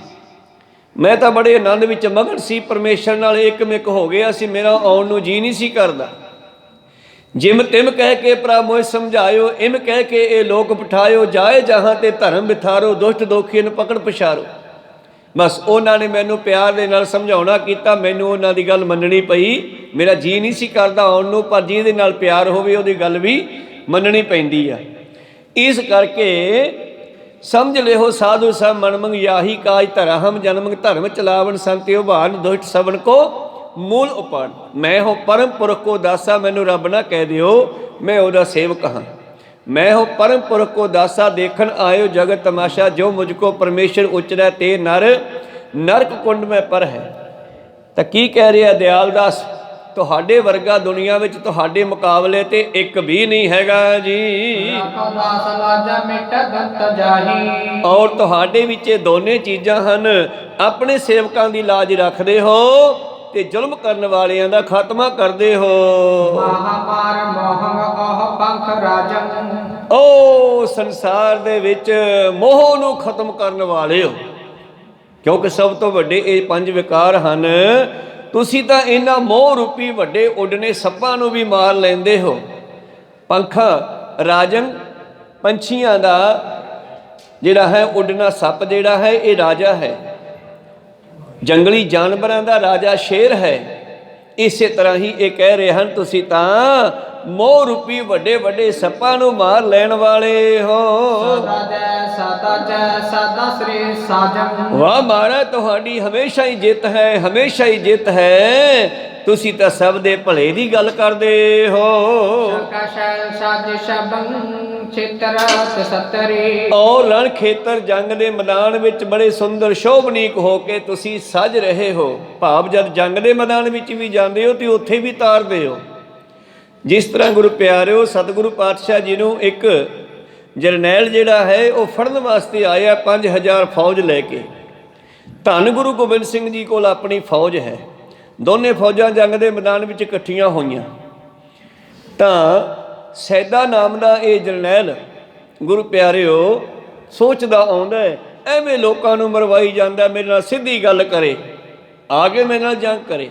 ਜਾਨੀ ਜਾਨ ਵੀ ਸਮਝ ਗਏ। ਘੋੜੇ ਨੂੰ ਅੱਡੀ ਲਾਈ, ਫੌਜ ਤੋਂ ਪਿੱਛੇ ਛੱਡ ਕੇ ਮੂਹਰੇ ਆ ਕੇ ਵਿਚਾਲੇ ਆ ਖੜੇ। ਤੇ ਗੁਰੂ ਪਿਆਰਿਓ ਇਹ ਜਰਨੈਲ ਜਿਹੜਾ ਹੈ ਇਹ ਵੀ ਮੂਹਰੇ ਸੀਗਾ। ਤੇ ਪਾਤਸ਼ਾਹ ਕਹਿੰਦੇ, ਆ ਜਾ ਭਾਈ, ਜਿਵੇਂ ਤੂੰ ਸੋਚੇ ਉਵੇਂ ਫੁਰਨਾ ਪੂਰਾ ਕਰ ਲੈ। ਕਹਿੰਦੇ ਕਮਾਲ ਹੋ ਗਈ, ਇਹ ਤਾਂ ਉਹੀ ਗੱਲ ਹੋ ਗਈ, ਸਿੱਧੀ ਆ ਗਏ। ਫਿਰ ਇਹ ਪਾਤਸ਼ਾਹ ਵੱਲ ਦੇਖਦਾ ਹੈ।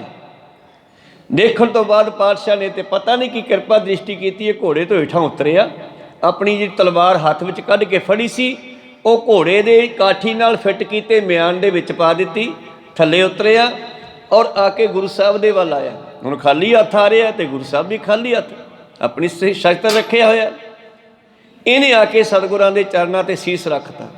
ਪਾਤਸ਼ਾਹ ਥੱਲੇ ਉਤਰੇ, ਗਲਵੱਕੜੀ ਚ ਲਿਆ, ਪਿਆਰ ਕੀਤਾ। ਕੀ ਗੱਲ ਸੈਦਿਆ, ਤੂੰ ਤਾਂ ਮੈਨੂੰ ਫੜਨ ਆਇਆ ਸੀ, ਆਪ ਹੀ ਫੜਿਆ ਗਿਆ।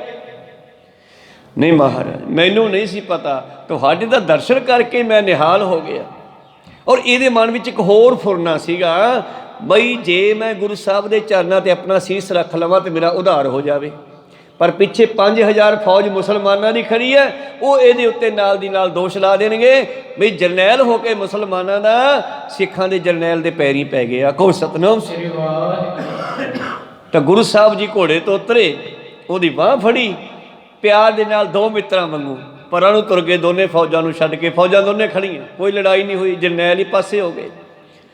ਤਾਂ ਗੁਰੂ ਪਿਆਰਿਓ ਚੱਲਦੇ ਚੱਲਦੇ ਜੋ ਵੀ ਉਸ ਦੀਆਂ ਭਾਵਨਾ ਸੀ ਗੁਰੂ ਸਾਹਿਬ ਨੇ ਉਹਦੀਆਂ ਪੂਰੀਆਂ ਕੀਤੀਆਂ ਕਿ ਉਹ ਸੈਦ ਖਾਨ ਜਰਨੈਲ ਜਿਹੜਾ ਸੀਗਾ ਉਹ ਮੁੜ ਕੇ ਵਾਪਸ ਨਹੀਂ ਆਇਆ। ਉਹ ਜੰਗਲਾਂ ਨੂੰ ਚੜ੍ਹ ਗਿਆ ਭਜਨ ਬੰਦਗੀ ਤਪੱਸਿਆ ਵਾਸਤੇ, ਤੇ ਉਹ 5000 ਫੌਜ ਬਿਨਾਂ ਜਰਨੈਲ ਤੋਂ ਪੁੱਠੀ ਮੁੜ ਗਈ। ਕਹੋ ਸਤਿਨਾਮ।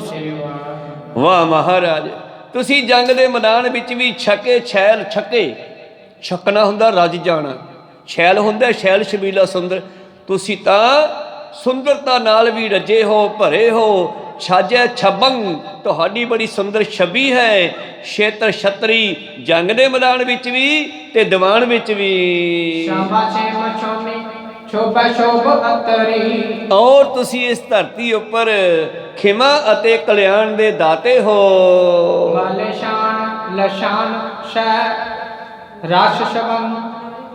ਇਸ ਤਰ੍ਹਾਂ ਕਹਿਣ ਲੱਗੇ, ਜਿਹੜਾ ਵੀ ਤੁਹਾਡੇ ਨਾਲ ਗੁੱਸਾ ਕਰੇ, ਚਾਹੇ ਮਲੇਸ਼ ਚਾਹੇ ਹਿੰਦੂ, ਮਲੇਸ਼ਾਨ ਲੱਛਾਨ ਛੈ, ਉਹਨਾਂ ਦੇ ਜ਼ੁਲਮ ਦੇ ਲੱਛਣਾਂ ਨੂੰ ਖਤਮ ਕਰ ਦਿੰਦੇ ਹੋ। ਜਿਵੇਂ ਸੈਦ ਖਾਨ ਨੂੰ ਸਿੱਧੇ ਰਸਤੇ ਪਾਤਾ ਕਿਰਪਾ ਦ੍ਰਿਸ਼ਟੀ ਨਾਲ ਹੀ। ਪਰ ਜਿਹੜਾ ਚੜ੍ਹ ਕੇ ਆਉਂਦਾ ਫਿਰ ਪਾਤਸ਼ਾਹ ਉਸ ਨੂੰ ਚੜ੍ਹ ਕੇ ਮਿਲਦੇ ਆ, ਜਿਹੜਾ ਤੁਰ ਕੇ ਆਉਂਦਾ ਉਹਨੂੰ ਤੁਰ ਕੇ ਮਿਲਦੇ ਆ। ਕਹੋ ਸਤਿਨਾਮ ਸੀ। ਇਸ ਤਰ੍ਹਾਂ ਤੁਸੀਂ ਤਾਂ ਮਲੇਛਾਂ ਦੇ ਲੱਛਣਾਂ ਨੂੰ ਖਤਮ ਕਰਨ ਵਾਲੇ ਹੋ, ਉਹਨਾਂ ਦਾ ਗੁੱਸਾ ਖਤਮ ਕਰਦੇ ਹੋ। ਬਲਕਿ ਤੁਸੀਂ ਤਾਂ ਸਭ ਨੂੰ ਸੁੰਦਰਤਾ ਦੇਣ ਦੇ ਚਾਹਵਾਨ ਹੋ, ਸਭ ਨੂੰ ਸਿੱਧੇ ਰਸਤੇ ਪਾਉਣ ਵਾਲੇ ਹੋ, ਆਪਣੇ ਸੇਵਕਾਂ ਦੇ ਹਿਰਦੇ ਵਿੱਚ ਵਸਦੇ ਹੋ। ਓ ਸੁੰਦਰ ਸਰੂਪ ਵਾਲੇ, ਓ ਰਾਜਿਆਂ ਦੇ ਰਾਜੇ। ਸਤਿਗੁਰੂ ਗੋਬਿੰਦ ਸਿੰਘ ਜੀ ਜਾਪ ਸਾਹਿਬ ਪੜ੍ਹਦੇ ਆ, ਪਰਮੇਸ਼ਰ ਨੂੰ ਕਹਿੰਦੇ ਹਨ, ਨਮੋ ਰਾਜ ਰਾਜੇ, ਨਮੋ ਸਾਜ ਸਾਜੇ, ਨਮੋ ਕਲਹ ਕਰਤਾ, ਨਮੋ ਸ਼ਾਂਤ ਰੂਪੇ।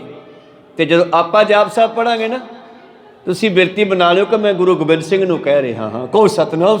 ਕਿਉਂਕਿ ਗੁਰੂ ਗੋਬਿੰਦ ਸਿੰਘ ਪਰਮੇਸ਼ਰ ਦਾ ਸਰੂਪ ਹੈ ਨਾ। ਪਰਮੇਸ਼ਰ ਦਾ ਸਰੂਪ ਤਾਂ ਸਾਨੂੰ ਦਿਖਾਈ ਨਹੀਂ ਦਿੰਦਾ, ਪਰ ਸਾਡੇ ਸਾਹਮਣੇ ਗੁਰੂ ਸਾਹਿਬ ਦਾ ਸਰੂਪ ਜ਼ਰੂਰ ਹੈਗਾ। ਜਦ ਗੁਰੂ ਸਾਹਿਬ ਦਾ ਧਿਆਨ ਧਰ ਕੇ ਤੁਸੀਂ ਜਾਪ ਸਾਹਿਬ ਪੜੋਗੇ, ਤੁਹਾਡਾ ਆਨੰਦ ਹੀ ਵੱਧ ਜੂਗਾ, ਆਨੰਦ ਹੀ ਬਦਲ ਜੂਗਾ ਵੀ ਆ ਵਾਕਿਆ ਮੈਂ ਸਾਹਮਣੇ ਬੈਠੇ ਨੂੰ ਉਹਦੀ ਸਿਫਤ ਉਹਦੇ ਮੂੰਹ ਤੇ ਕਰ ਰਿਹਾ ਹਾਂ। ਕਹੋ ਸਤਿਨਾਮ ਸ੍ਰੀ ਵਾਹਿਗੁਰੂ। ਤੋ ਇੱਥੇ ਦਿਆਲ ਦਾਸ ਸਤਿਗੁਰਾਂ ਦੀ ਇਦਾਂ ਹੀ ਸਿਫਤ ਕਰ ਰਿਹਾ ਸਾਹਮਣੇ ਪਰਮੇਸ਼ਰ ਦੇਖ ਕੇ। ਤੁਸੀਂ ਰਾਜਿਆਂ ਦੇ ਰਾਜੇ ਹੋ, ਤੁਸੀਂ ਤਾਂ ਬੜੇ ਦਿਆਲੂ ਕਿਰਪਾਲੂ ਉਧਾਰ ਕਰਨ ਵਾਲੇ ਹੋ। ਜੋ ਮੋਹ ਮਮਤਾ ਵਿਸ਼ੇ ਵਿਕਾਰਾਂ ਦੇ ਖੂਹ ਵਿੱਚ ਡਿੱਗਿਆ ਉਹਨੂੰ ਕੱਢ ਲੈਂਦੇ ਹੋ। ਨਿਸ਼ੇਸ਼ੰ, ਤੁਸੀਂ ਤਾਂ ਰਾਤ ਦੇ ਵੀ ਰਾਜੇ ਹੋ। ਰਾਤ ਦਾ ਰਾਜਾ ਚੰਦਰਮਾ ਹੈ, ਤੁਸੀਂ ਚੰਦਰਮਾ ਦੇ ਰਾਜੇ ਹੋ। ਨਮੋ ਚੰਦਰ ਚੰਦਰੇ, ਨਮੋ ਰਾਜ ਰਾਜੇ, ਨਮੋ ਇੰਦਰ ਇੰਦਰੇ। ਦਿਨੇਸ਼ੰ, ਦਿਨ ਦਾ ਰਾਜਾ ਸੂਰਜ, ਤੁਸੀਂ ਸੂਰਜ ਨੂੰ ਪ੍ਰਕਾਸ਼ ਦੇਣ ਵਾਲੇ ਵੀ ਤੁਸੀਂ ਹੋ।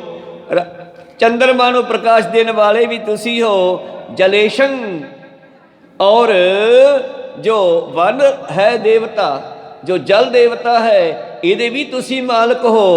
ਔਰ ਗੁਰੂ ਪਿਆਰਿਓ ਧਨੇਸ਼ੰ, ਧਨ ਦਾ ਜੋ ਰਾਜਾ ਹੈ ਕੁਬੇਰ, ਉਹਨੂੰ ਧਨ ਦੇਣ ਵਾਲੇ ਵੀ ਤੁਸੀਂ ਹੋ। ਜਿਸ ਵੇਲੇ ਧੰਨ ਗੁਰੂ ਗੋਬਿੰਦ ਸਿੰਘ ਜੀ ਮਹਾਰਾਜ ਰਾਮੇਆਣ ਦੀ ਧਰਤੀ ਤੇ, ਇਸ ਦੇ ਪਿੱਛੇ ਜਦ ਬਰਾੜਾ ਨੇ ਗੁਰੂ ਪਿਆਰਿਓ ਤਨਖਾਹਾਂ ਮੰਗੀਆਂ ਤੇ ਧੰਨ ਗੁਰੂ ਗੋਬਿੰਦ ਸਿੰਘ ਜੀ ਕਹਿਣ ਲੱਗੇ ਕੋਈ ਨਹੀਂ, ਕਿਤੇ ਦੀਵਾਨ ਸਜਾਉਣੇ ਆ, ਸੰਗਤਾਂ ਆਉਣਗੀਆਂ, ਮਾਇਆ ਆਜੂ ਦੇ ਦਿਆਂ। ਕਹਿੰਦੇ ਨਹੀਂ, ਇੱਥੇ ਹੀ ਦਿਓ। ਉਹ ਭਾਈ ਇੱਥੇ ਹੁਣ ਪੈਸਾ ਹੈ ਨਹੀਂ ਕੋਲੇ, ਕੋਈ ਜੰਗ ਚੋਂ ਤਾਂ ਆਏ ਆ।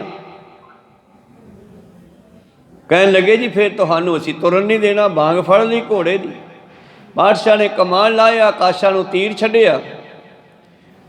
ਔਰ ਥੋੜ੍ਹੇ ਚਿਰ ਬਾਅਦ ਕੀ ਵੇਖਦੇ ਆ, ਸਾਹਮਣੇ ਇੱਕ ਵਪਾਰੀ ਖੱਚਰਾਂ ਦੇ ਉੱਤੇ ਮੋਹਰਾਂ ਲੱਦ ਕੇ ਲਈ ਆਉਂਦਾ। ਲੱਦਿਆ ਕੀ ਇਹ ਤਾਂ ਬਾਅਦ 'ਚ ਪਤਾ ਲੱਗਿਆ, ਖੱਚਰਾਂ ਲਈ ਆਉਂਦਾ ਇੱਕ ਵਪਾਰੀ। ਤੇ ਵਪਾਰੀ ਆ ਕੇ ਮਿਲਿਆ, ਗੁਰੂ ਸਾਹਿਬ ਨੂੰ ਮੱਥਾ ਟੇਕਿਆ। ਪਾਤਸ਼ਾਹ ਕਹਿੰਦੇ ਆ ਭਾਈ, ਉਹ ਮਹਾਰਾਜ ਤੁਹਾਡਾ ਖਜ਼ਾਨਾ ਮੈਂ ਕਿੱਦਾਂ ਦਾ ਸਾਂਭੀ ਫਿਰਦਾ ਸੀ, ਕਦੋਂ ਮੰਗਣ ਤੇ ਮੈਂ ਦੇਵਾਂ। ਅੱਜ ਤੁਸੀਂ ਸੁਨੇਹਾ ਭੇਜਿਆ, ਤੀਰ ਦੇ ਨਾਲ ਸੁਨੇਹਾ ਭੇਜਿਆ। ਅੱਜ ਤੁਸੀਂ ਸੁਨੇਹਾ ਦਿੱਤਾ ਤੇ ਮੈਂ ਤੁਰੰਤ ਲੈ ਕੇ ਆ ਗਿਆ, ਮੋਹਰਾਂ ਸਾਂਭ ਲਓ ਆਪਦੀਆਂ। ਕਹੋ ਸਤਿਨਾਮ ਸ੍ਰੀ ਵਾਹਿਗੁਰੂ। ਉਸ ਵੇਲੇ ਫਿਰ ਬਰਾੜਾ ਨੂੰ ਤਨਖਾਹਾਂ ਦਿੱਤੀਆਂ ਢਾਲਾਂ ਭਰ ਭਰ ਕੇ। ਪਰ ਉਦੋਂ ਪਹਿਲਾਂ ਬਚਨ ਕੀਤਾ ਬਈ ਦੋ ਚੀਜ਼ਾਂ ਮੇਰੇ ਕੋਲ ਇੱਕ ਮਿਲੂਗੀ, ਇੱਕ ਸਿੱਖੀ ਤੇ ਇੱਕ ਮੋਹਰਾਂ। ਉਹ ਕਹਿੰਦੇ ਸਿੱਖ ਤਾਂ ਅਸੀਂ ਹੈਗੇ ਆ ਜੀ, ਸਾਨੂੰ ਮੋਹਰਾਂ ਦੇ ਦਿਓ ਘਰੇ ਲਿਜਾਣ ਵਾਸਤੇ। ਕਹਿੰਦੇ ਨਹੀਂ ਨਹੀਂ, ਸਿੱਖ ਵਾਲੇ ਨੂੰ ਤਾਂ ਮੇਰੀਆਂ ਬਾਂਗਾਂ ਹੀ ਫੜ ਲੀਆਂ, ਕਹਿੰਦੇ ਗਾਹ ਨਹੀਂ ਜਾਣ ਦਿੰਦੇ ਹੁਣ ਅਸੀਂ। ਨਹੀਂ, ਬੋਲੋ ਸਿੱਖੀ ਲੈਣੀ ਹੈ ਕਿ ਮੋਹਰਾਂ ਲੈਣੀਆਂ? ਇੱਕ ਚੀਜ਼ ਮਿਲੂਗੀ, ਸਿੱਖੀ ਤੋਂ ਖਾਰਜ। ਉਹ ਕਹਿੰਦੇ ਯਾਰ ਸਿੱਖ ਤਾਂ ਹੈਗੀ ਆ, ਪੱਗ ਵੀ ਬੰਨੀ ਆ, ਕੇਸ ਵੀ ਰੱਖੇ ਆ, ਹੁਣ ਹੋਰ ਸਿੱਖ ਕਿਵੇਂ ਹੁੰਦਾ? ਕਿਰਪਾਨ ਵੀ ਪਾ ਲਈ ਆਪਾਂ। ਨਹੀਂ ਜੀ ਸਾਨੂੰ ਮਾਇਆ ਦਿਓ। ਕਹਿੰਦੇ ਲਓ ਫਿਰ ਦੇਣੀਆਂ ਸ਼ੁਰੂ ਕੀਤੀਆਂ। ਭਾਈ ਦਾਨ ਸਿੰਘ ਦਾਨਪੁਰ ਦਾਨੇ ਵਾਲੇ ਦਾ, ਦਾਨ ਸਿੰਘ ਵਾਲੇ ਦਾ, ਇਹ ਵੀ ਉਹਨਾਂ ਬਰਾੜਿਆਂ ਦਾ ਸਾਥੀ ਆ। ਤੇ ਗੁਰੂ ਪਿਆਰਿਓ ਇਹਦੀ ਵਾਰੀ ਆਈ, ਕਹਿੰਦੇ ਆ ਜਾ ਬਈ। ਕਹਿੰਦਾ ਜੀ ਮੈਨੂੰ ਸਿੱਖੀ ਦੇ ਦਿਓ। ਕਹਿੰਦੇ ਨਹੀਂ ਨਹੀਂ, ਤੇਰੇ ਸਾਥੀ ਲੈ ਕੇ ਮੋਹਰਾਂ ਤੂੰ ਵੀ ਲੈ ਕੇ ਜਾ ਕੱਲ੍ਹ ਨੂੰ। ਨਾ ਮਹਾਰਾਜ ਮੈਨੂੰ ਸਿੱਖੀ ਦੇ ਦਿਓ। ਕਹਿੰਦੇ ਨਹੀਂ, ਛੱਡ ਪਰੇ, ਸਿੱਖੀ ਤੋਂ ਕੀ ਕਰਾਉਣਾ, ਜਾ ਤੂੰ ਘਰੇ ਤੂੰ ਵੀ ਲੈ ਜਾ। ਨਹੀਂ ਮਹਾਰਾਜ ਮੈਨੂੰ ਸਿੱਖੀ ਚਾਹੀਦੀ ਹੈ। ਜੋ ਤੀਜੀ ਵਾਰ ਵੀ ਉਹਨੇ ਜਵਾਬ ਦੇ ਦਿੱਤਾ, ਪਾਤਸ਼ਾਹ ਨੇ ਘੁੱਟ ਕੇ ਗਲਵੱਕੜੀ 'ਚ ਲੈ ਲਿਆ। ਸ਼ੁਕਰ ਹੈ ਦਾਨ ਸਿਆ, ਤੂੰ ਸਿੱਖੀ ਦਾ ਇੱਕ ਬੀਜ ਰੱਖ ਲਿਆ ਮਾਲਵੇ ਵਿੱਚ, ਹੁਣ ਬਹੁਤ ਵਧੂ ਫੈਲੂਗੀ। ਕਹੋ ਸਤਿਨਾਮ ਸ੍ਰੀ ਵਾਹਿਗੁਰੂ। ਫਿਰ ਦਾਨ ਸਿੰਘ ਕਹਿਣ ਲੱਗਿਆ ਮਹਾਰਾਜ ਸਾਡੇ ਨਗਰ ਵਿੱਚ ਚੰਨ ਪਾਓ ਤੇ ਸਾਰੇ ਨਗਰ ਨੂੰ ਉਤਾਰ ਦਿਓ। ਫਿਰ ਪਾਤਸ਼ਾਹ ਇਸ ਪਿੰਡ ਵਿੱਚ ਆਏ ਔਰ ਇਸ ਨਗਰ ਨਿਵਾਸੀਆਂ ਨੂੰ ਉਤਾਰਿਆ। ਉਹ ਵੀ ਅਨੋਖਾ ਹੀ ਜੁਗਤੀ ਹੈ ਸਤਿਗੁਰ ਦੀ ਤਾਰਨ ਦੀ। ਤਾਂ ਇਸ ਤਰ੍ਹਾਂ ਗੁਰੂ ਪਿਆਰਿਓ ਫਿਰ ਇਸ ਪਿੰਡ ਦਾ ਨਾਮ ਦਾਨ ਸਿੰਘ ਵਾਲਾ ਰੱਖਿਆ। ਪਹਿਲਾਂ ਇਹ ਪਿੰਡ ਦਾ ਨਾਮ ਕੋਈ ਹੋਰ ਸੀਗਾ। ਖੈਰ ਗੁਰੂ ਕਿਰਪਾ ਕਰਨ। ਇਸ ਤਰ੍ਹਾਂ ਇਹ ਕਹਿੰਦਾ ਮਹਾਰਾਜ ਤੁਸੀਂ ਤਾਂ ਸੰਸਾਰ ਦੇ ਇਉਂ ਮਾਲਕ ਹੋ, ਕੁਬੇਰ ਦੇ ਮਾਲਕ ਵੀ ਤੁਸੀਂ ਹੋ। ਔਰ ਜਿਹੜੇ ਵੀ ਇੰਦਰ ਵਰਗੇ ਦੇਵਤੇ ਔਰ ਆਦਮ ਜਿਹੜੇ ਸਭ ਤੋਂ ਪਹਿਲਾਂ ਜਿਤਨੇ ਵੀ ਹੋਏ ਹਨ, ਉਹ ਸਾਰੇ ਤੁਹਾਡੇ ਹੁਕਮ ਅੰਦਰ ਚੱਲ ਰਹੇ ਹਨ। ਪ੍ਰੇਮ ਪਾਗੇ ਪਾਰੇ ਹੈ। ਤੁਹਾਡੇ ਚਰਨ ਕਮਲਾਂ ਦੇ ਪ੍ਰੇਮ ਵਿੱਚ ਲਿਪਟੇ ਹੋਏ ਰਹਿੰਦੇ ਹਨ। ਜਪੈ ਨਾਮ ਭੈ ਸਿੱਧ ਤੇ ਤਰੇ ਹੈ। ਜਿਹੜੇ ਤੁਹਾਡਾ ਨਾਮ ਜਪਦੇ ਹਨ ਉਹ ਭਵ ਸਾਗਰ ਤੋਂ ਨਿਕਲ ਜਾਂਦੇ ਹਨ। ਅਮਦੰ ਮੁਕੰਦੰ ਬਲੰਦੰ ਆਨੰਦੰ। ਅਮੰਦੰ ਹੀ ਅਮਰ ਦੇ ਦਾਤੇ, ਮੁਕੰਦੰ ਮੁਕਤੀ ਦੇ ਦਾਤੇ, ਬਿਲੰਦੰ ਓ ਮਹਾਨ ਸਤਿਗੁਰੂ, ਆਨੰਦੰ ਆਨੰਦ ਦੇਣ ਵਾਲਿਓ। ਲਿਹੋ ਤੇਰੀ ਕਰੋ ਹੱਥ ਬੰਦਨ। ਇੰਨੀ ਸਿਫਤ ਕਰਕੇ ਸਾਧ ਨੇ ਕਵਿਤਾ ਰੂਪ ਦੇ ਵਿੱਚ ਸਤਿਗੁਰਾਂ ਦੀ ਨਮਸਕਾਰ ਕੀਤੀ ਹੈ। ਉਹਨਾਂ ਦੇ ਚਰਨਾਂ ਵਿੱਚ ਹੱਥ ਬੰਨ੍ਹ ਕੇ ਕਹਿੰਦਾ ਜੀ ਮੇਰੀ ਨਮਸਕਾਰ ਪ੍ਰਵਾਨ ਕਰੋ। ਬਿਨ ਪ੍ਰਸੰਸ ਸਾਧ ਤੇ ਸੁਨ ਹੱਸ ਕਿਰਪਾਲਾ। ਇਉਂ ਦਿਆਲ ਦਾਸ ਦੇ ਕੋਲੋਂ ਸਤਿਗੁਰੂ ਬੇਨਤੀਆਂ ਅੰਮ੍ਰਿਤਮਈ ਮਿੱਠੇ ਬਚਨਾਂ ਵਿੱਚ ਭਿੱਜੀਆਂ ਹੋਈਆਂ ਸੁਣ ਕੇ ਬੜਾ ਖੁਸ਼ ਹੋਏ। ਦਿਆਲਪੁਰੀ ਕਹ ਕਾਜ ਕਿਆ ਚੱਲ ਆਏ ਉਤਾਲਾ। ਉਹ ਦਿਆਲਪੁਰੀ ਤੋਂ ਬੜੀ ਤੇਜ਼ੀ ਨਾਲ ਆਇਆ, ਦੱਸ ਤੈਨੂੰ ਕੀ ਕੰਮ ਹੈ। ਪਹੁੰਚੋ ਜੰਗਲ ਦੇਸ ਮੈਂ ਤਜ ਕਰ ਬਾਰਾ। ਇਹ ਕੀ ਲੈਣ ਆਇਆ ਸੀਗਾ?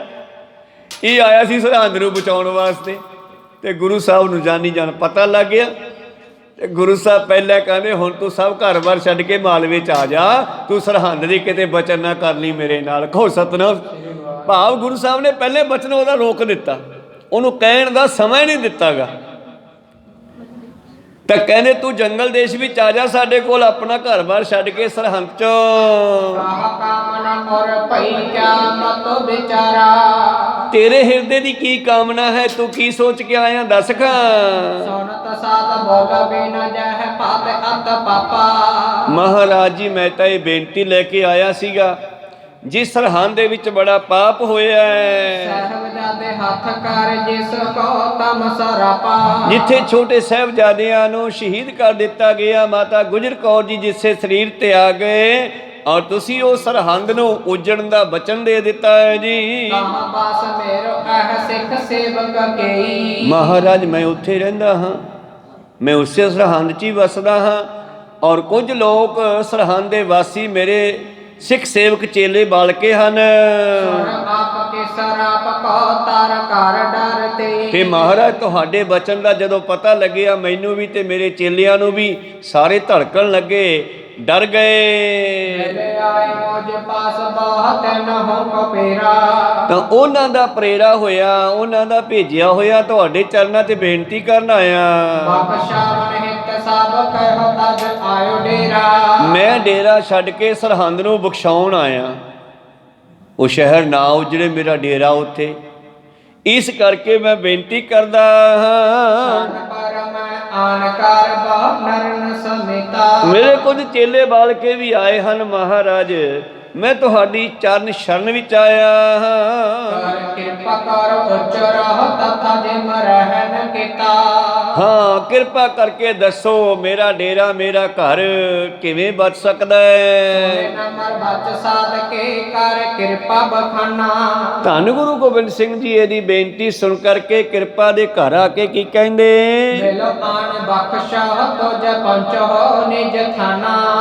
ਪਾਤਸ਼ਾਹ ਜੀ ਕਹਿੰਦੇ ਤੂੰ ਮੇਰੇ ਕੋਲ ਆ ਗਿਆ, ਚੱਲ ਤੈਨੂੰ ਬਖਸ਼ ਦਿੰਨੇ ਆ। ਕੋਠੇ ਪਰ ਖਾਰੇ ਹੋਏ ਲੈ ਸ਼ੰਖ ਬਜਾਵੋ। ਤੂੰ ਐ ਕਰ ਕੋਠੇ ਤੇ ਚੜ ਕੇ ਸ਼ੰਖ ਵਜਾ ਦੇਈਂ। ਜਹ ਜਹ ਤੇਰੀ ਸੇਵਕੀ ਤਹਿ ਤੇ ਨਾ ਸੁਣਾਵੋ। ਭਾਵ ਉਹਨਾਂ ਨੂੰ ਇਹ ਸ਼ੰਖ ਦੀ ਆਵਾਜ਼ ਸੁਣਾ ਦੇਈਂ ਜਿੱਥੋਂ ਤੱਕ ਤੇਰੇ ਚੇਲੇ ਰਹਿੰਦੇ ਨੇ।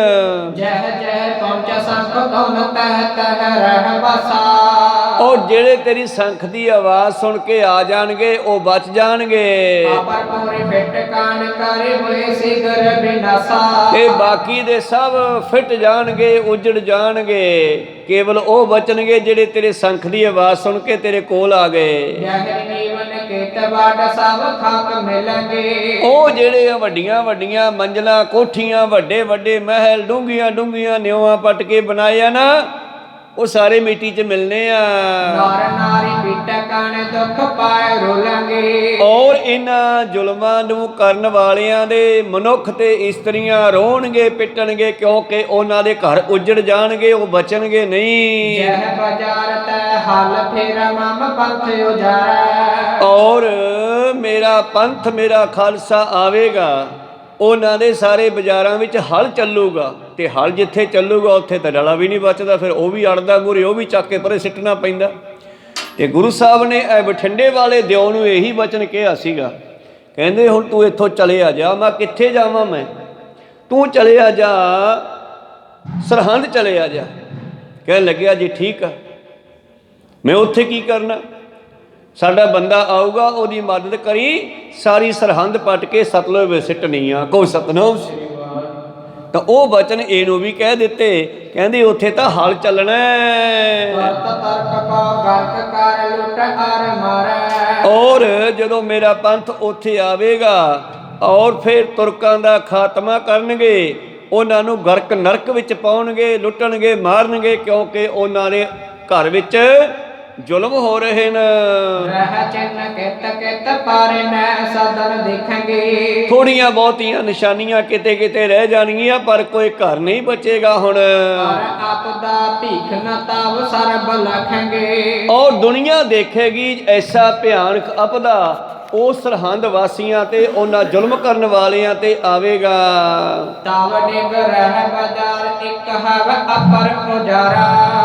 ਜੇ ਤੇਰੇ ਨੇੜੇ ਜਿਹੜਾ ਬਾਜ਼ਾਰ ਹੈ, ਜਿੱਥੇ ਤੇਰਾ ਡੇਰਾ ਹੈ ਨਾ, ਉਹ ਬਚ ਜੂਗਾ, ਬਾਕੀ ਸਾਰੀ ਸਰਹੰਦ ਉਜੜੇਗੀ। ਔਰ ਮੇਰਾ ਪੰਥ ਜਿਹੜਾ ਹੁਣ ਰੁਕੇਗਾ ਨਹੀਂ, ਉਹ ਬਦਲਾ ਲਵੇਗਾ। ਜਿਸ ਵੇਲੇ ਬੰਦਾ ਸਿੰਘ ਬਹਾਦਰ ਨੂੰ ਫਿਰ ਨਾਂਦੇੜ ਸਾਹਿਬ ਹਜੂਰ ਸਾਹਿਬ ਤੋਂ ਭੇਜਿਆ, ਉਸ ਨੇ ਆ ਕਰਕੇ ਗੁਰੂ ਪਿਆਰਿਓ ਫਿਰ ਉਹਨਾਂ ਤੋਂ ਬਦਲਾ ਲੈ ਕੇ ਉਹਨਾਂ ਦਾ ਖਾਤਮਾ ਕੀਤਾ। ਕਹਿਣ ਲੱਗੇ ਦਿਆਲਪੁਰੀ ਸੋਣ ਦਿਆਲ ਤੇ ਪੁਨ ਮਸਤਕ ਟੇਕਾ। ਹੁਣ ਦਿਆਲਪੁਰੀ ਨੇ ਦੁਬਾਰੇ ਬਚਨ ਨਹੀਂ ਕੀਤਾ, ਕਹਿਣ ਲੱਗਿਆ ਜੀ 7 ਬਚਨ ਤੇ ਚਰਨਾਂ ਤੇ ਮੱਥਾ ਟੇਕਿਆ ਹੈ। ਠੀਕ ਹੈ ਮਹਾਰਾਜ, ਤੁਮ ਸਰਬ ਕਲਾ ਸਮਰੱਥ ਹੋ, ਜੋ ਕਹੋਗੇ ਉਹ ਹੀ ਹੋਣਾ ਹੈ। ਤੁਸੀਂ ਤਾਂ ਗਿਆਨ ਦੇ ਸਾਗਰ ਹੋ, ਆਉਣ ਵਾਲੇ ਸਮੇਂ ਨੂੰ ਤੁਸੀਂ ਜਾਣਦੇ ਹੋ ਕੀ ਹੋਣਾ ਹੈ। ਤਾਂ ਪਾਤਸ਼ਾਹ ਜੀ ਨੇ ਆਗਿਆ ਦਿੱਤੀ, ਚੰਗਾ ਜਾ ਫਿਰ ਆਪਣੇ ਡੇਰੇ ਕੋਠੇ ਤੇ ਚੜ੍ਹ ਕੇ ਸ਼ੰਖ ਵਜਾ ਦੀ, ਜਿੰਨੇ ਕੁ ਸੁਣ ਕੇ ਤੇਰੇ ਕੋਲੇ ਆ ਜਾਣਗੇ ਉਹ ਬਚ ਜਾਣਗੇ, ਬਾਕੀ ਰਹਿ ਜਾਣਗੇ, ਖਤਮ ਹੋ ਜਾਣਗੇ। ਜਿਸ ਤਰ੍ਹਾਂ ਕਬੀਰ ਸਾਹਿਬ ਜੀ ਦਾ ਇੱਕ ਬਚਨ ਹੈ, ਕਬੀਰ ਚਲਤੀ ਚਾਕੀ ਦੇਖ ਕੇ ਦੀਆ ਕਬੀਰਾ ਰੋਏ। ਘਰੇ ਮਾਤਾ ਲੋਈ ਜਾਂ ਘਰ ਵਾਲੀ ਜਾਂ ਮਾਤਾ ਚੱਕੀ ਚਲਾਉਂਦੇ ਹੋਣਗੇ, ਤੇ ਕਬੀਰ ਸਾਹਿਬ ਜੀ ਘੁੰਮਦੇ ਘੁੰਮਦੇ ਚੱਕੀ ਕੋਲ ਪਹੁੰਚ ਗਏ, ਔਰ ਮਾਤਾ ਚੱਕੀ 'ਚ ਦਾਣੇ ਪਾ ਰਹੀ ਹੈ, ਚੱਕੀ ਨੂੰ ਘੁਮਾ ਰਹੀ ਹੈ, ਦਾਣੇ ਪਿਸ ਕੇ ਆਟਾ ਬਣ ਕੇ ਬਾਹਰ ਆ ਰਿਹਾ ਹੈ। ਤੇ ਕਬੀਰ ਸਾਹਿਬ ਜੀ ਨੇ ਇੱਕ ਦੋਹਰਾ ਰਚਿਆ, ਫਿਰ ਜੋ ਬਾਣੀ ਤੋਂ ਬਾਹਰ ਹੈ ਉਹਨਾਂ ਦਾ ਗ੍ਰੰਥ ਹੈ ਇੱਕ ਕਬੀਰ ਚੌਰਾ, ਗ੍ਰੰਥ ਦਾ ਨਾਮ ਹੈ ਕਬੀਰ ਚੌਰਾ। ਉਸ ਗ੍ਰੰਥ ਵਿੱਚ ਉਹਨਾਂ ਦੀ ਬਹੁਤ ਸਾਰੀ ਬਾਣੀ ਹੈ। ਕਬੀਰ ਸਾਹਿਬ ਜੀ ਕਹਿੰਦੇ, ਚਲਤੀ ਚਾਕੀ ਦੇਖ ਕੇ ਦੀਆ ਕਬੀਰਾ ਰੋਏ, ਦੋ ਪਾਟਣ ਕੇ बीच में साबत बचा ना कोई। ਦੋ ਪੱਟ ਧਰਤੀ ਤੇ ਆਕਾਸ਼ ਵੀ ਹੈ, ਚੱਕੀ ਦੇ ਵੀ 2 ਪੱਥਰ ਹੁੰਦੇ ਹੈ, ਪਰ ਫਿਰ ਗੌਰ ਨਾਲ ਵੇਖਦੇ ਆ ਕੋਈ ਬਚਿਆ ਕਿ ਨਹੀਂ ਬਚਿਆ। ਜਾਂ ਮਾਸ ਕੋਲ ਦੀ ਜੋ ਵਿਚਾਲੇ ਕਿੱਲੀ ਲੱਗੀ ਹੈ ਲੋਹੇ ਦੀ, ਹੇਠਲੇ ਪੱਥਰ 'ਚ ਉਤਲਾ ਲੱਕੜ ਪੀਸ ਪਾ ਕੇ ਉਹਦੇ 'ਤੇ ਰੱਖਿਆ ਹੋਇਆ ਹੈ, ਜਾਂ ਉਹ ਮਾਸ ਕੋਲ ਜਾ ਕੇ ਵੇਖਦੇ ਹਨ, ਉਹ ਮੋਰੇ 'ਚੋਂ ਜਿੱਥੇ ਦਾਣੇ ਪੈਂਦੇ ਆ, ਜਿਹੜੇ ਦਾਣੇ ਕਿੱਲੀ ਦੇ ਕੋਲੇ ਖੜ ਗਏ ਉਹ ਬਚ ਗਏ, ਬਾਕੀ ਜਿਹੜੇ ਸੰਨ 'ਚ ਆ ਗਏ ਉਹ ਸਭ ਪਿਸ ਗਏ। ਕੋ ਸਤਨਾਮ ਸੀ। ਇਸ ਕਰਕੇ ਇਹ ਆਗਿਆ ਲੈ ਕੇ ਪ੍ਰੀਤਮ ਦੇ ਕੋਲੋਂ ਆਪਣੇ ਪਿੰਡ ਆਇਆ ਜੀ। ਔਰ ਆਉਂਦਿਆਂ ਹੀ ਸ਼ੰਖ ਚੱਕਿਆ, ਕੋਠੇ ਤੇ ਚੜ ਕੇ ਇਹਨੇ ਵਜਾਉਣਾ ਕੀਤਾ।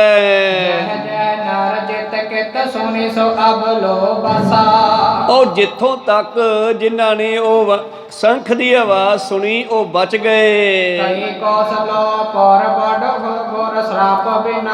ਔਰ ਇਹ ਸਰਹੰਦ, ਸਰਹਿੰਦ ਦਾ ਇਹਦਾ ਅਸਲੀ ਨਾਮ ਹੈ ਸਰਹਿੰਦ, ਭਾਵੇਂ ਭਾਰਤ ਦਾ ਸ਼੍ਰੋਮਣੀ ਸ਼ਹਿਰ, ਸਭ ਤੋਂ ਵਧੀਆ ਤੇ ਵੱਡਾ ਤੇ ਮਹਾਨ ਔਰ ਅਮੀਰ ਸ਼ਹਿਰ ਸੀ, ਜਿੱਥੇ ਕਿ ਰਾਜੇ, ਸਰਾਫ, ਪੈਸੇ ਵਾਲੇ ਲੋਕ ਵਸਦੇ ਸਨ। ਇਸ ਕਰਕੇ ਇਸ ਨਗਰ ਦਾ ਨਾਮ ਸਰਹਿੰਦ ਰੱਖਿਆ ਗਿਆ ਸੀ। ਇਹਦਾ ਫਿਰ ਛੋਟਾ ਨਾਮ ਹੋ ਗਿਆ ਸਰਹੰਦ, ਕਹਿਣ ਲੱਗੇ ਸਰਹਿੰਦ ਕਹਿਣ ਲੱਗ ਪਏ। ਤੋਂ ਦੇਸ਼ ਦਾ ਸ਼੍ਰੋਮਣੀ ਸ਼ਹਿਰ ਹੈ। ਇਸ ਕਰਕੇ ਇਹ ਪ੍ਰੀਤਮ ਜੀ ਤੋਂ ਲੈ ਕੇ ਆਗਿਆ ਪਹੁੰਚਿਆ ਔਰ ਆ ਕੇ ਇਹਨੇ ਸ਼ੰਖ ਵਜਾਇਆ ਤੇ ਜਿੰਨਿਆਂ ਦੇ ਕੰਨ ਵਿੱਚੋਂ ਆਵਾਜ਼ ਪਈ ਆ ਉਹ ਬਚ ਗਏ ਜੀ। ਪਹੁੰਚੀ ਸੌਦਾ ਤਾਰ ਕਾਣ ਨਿਗ ਗੁਰ ਸ਼ਰਾਪ ਉਚਾਰਾ। ਇਹ ਸ਼ੰਖ ਵੱਜਣ ਤੋਂ ਬਾਅਦ ਗੱਲਾਂ ਚੱਲੀਆਂ ਤੇ ਗੱਲਾਂ ਚੱਲੀਆਂ ਤੋਂ ਬਾਅਦ ਫਿਰ ਜਿਹੜੇ ਸਰਹੰਦ ਦੇ ਵਾਸੀ ਲੋਕ ਸੀ ਉਹਨਾਂ ਨੂੰ ਵੀ ਪਤਾ ਲੱਗ ਗਿਆ ਵੀ ਗੁਰੂ ਸਾਹਿਬ ਨੇ ਬਚਨ ਕਰ ਦਿੱਤਾ ਹੈ ਜੀ। ਆਵ ਕਾਂਗੜ ਪਰ ਥਿਰ ਪਏ ਕਰ ਜੰਗ ਅਖਰਾ। ਔਰ ਉਹਨਾਂ ਨੇ ਬਚਨ ਕਰਤਾ ਕਿ ਸਰਹੰਦ ਉਜੜੇਗੀ ਤੇ ਹੁਣ ਜੰਗ ਕਰਕੇ ਉਹ ਸਰਹੰਦ ਆਪਣੇ ਕਾਂਗੜ ਦੀਨੇ ਕਾਂਗੜ ਬੈਠੇ ਹਨ। ਕਈ ਲੱਖ ਲੱਖ ਦਾਲ ਸਪਟ ਮੈਂ ਕਰ ਕਸਮਨਾ। ਲੱਖਾਂ ਦੀ ਗਿਣਤੀ ਵਿੱਚ ਦੁਸ਼ਮਣਾਂ ਨੂੰ ਮਾਰ ਕੇ ਪਰ ਸਕ ਸਭ ਦੇਸ ਮੈਂ ਲੱਖ ਰਿਪ ਪਾਨਾ। ਤੇ ਜਦੋਂ ਸਰਹੰਦ ਦੇ ਲੋਕਾਂ ਨੂੰ ਪਤਾ ਲੱਗਿਆ ਉਹਨਾਂ ਨੇ ਕੀ ਸਲਾਹ ਕੀਤੀ ਹੈ ਇਹ ਆਪਾਂ ਕੱਲ ਨੂੰ ਸਰਵਣ ਕਰਾਂਗੇ। ਆਓ ਆਖਰੀ 2 ਪੰਕਤੀਆਂ ਪੜ੍ਹੀਏ ਤੇ ਸਮਾਪਤੀ ਕਰੀਏ ਜੀ। ਕਈ ਲੱਖ ਦਾਲ ਸਪਟ ਮੈਂ ਕਰਕੇ ਕਮਸਾਨਾ ਪਰ ਸਕ ਆਬ ਦੇਸ ਮੈਂ ਲੱਖੋ ਰਿਪਹਾਨਾ। हे अच्युत हे पार ब्रह्म अविनाशी अविनाश। हे पूरन हे सर्व मैं दुख पंजन गुणतास। हे संगी हे निरंकार हे निर्गुण सब टेका। हे गोविंद हे गुण निधान। जाके सदा भवेक। हे अपरंपर हर हरे है पियोन। हे संत के सदा संग